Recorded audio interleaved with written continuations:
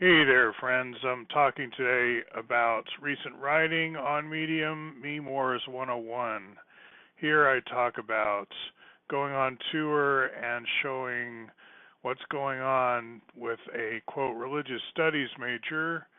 Let's see, I was studying. I was just guiding a religious studies major, which is related to anthropology, through some of the back alleys of the 2020 presidential politics, North American style. Now, for the purposes of this YouTube, I will declassify that was Lila Wah, or Leela, I'm sorry. I keep saying Lila, it's Leela. It's a Sanskrit pun or some kind of thing, and that's Leela on the left. And this is our resident monk who has been with Food Not Bombs for like 20 years. This was our that's not Food Not Bombs. That was in somebody's driveway on the way back. We walked there, but Food Not Bombs, I have a lot of experience with them, both cooking and, of course, eating the food. Willamette Valley is very, very verdant. We have tremendous amount of food, and a lot of it would go to compost if it were not for, in fact, a lot of it does go, the vast majority of it is not rescued if it doesn't get sold. It just goes to compost. But Food Not Bombs goes to farmers markets, warehouses, places where there is excess, and distributes it for free to people who might need some food. It's not means tested. It's not like prove to us you're on food stamps or something like that. Anybody can go. We had a guy show up in a limousine chauffeuring his dog, and he wanted food for his dog.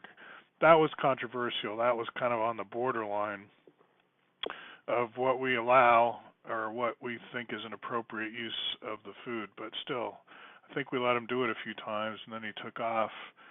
So the meme wars I'm looking at are around the Yang gang and the Universal Basic Income idea, UBI. It's a good meme, the UBI, because it helps people think about economics, and how are we going to pay for it is always the question, and they always think in terms of raising taxes and things like that.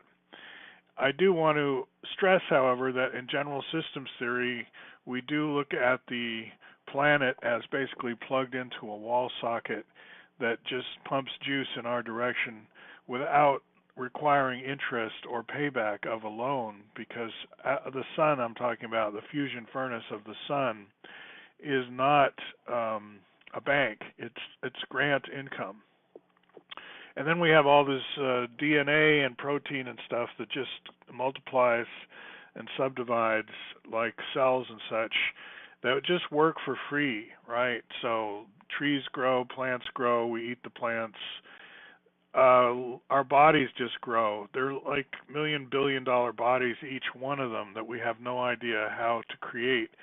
So this idea that all wealth somehow stems from human labor, and that in order for people to have a UBI, it means some people have to work really hard for other people, I think that neglects looking at the bounty of the universe and the fact that if there were only a few humans living on a tropical island somewhere, they could just go fishing and eat coconuts, and there would probably be no such idea as you need a job in order to prove your worthiness, which a lot of us think relates more to Protestant religion than it does to anything godly, just to be funny about it.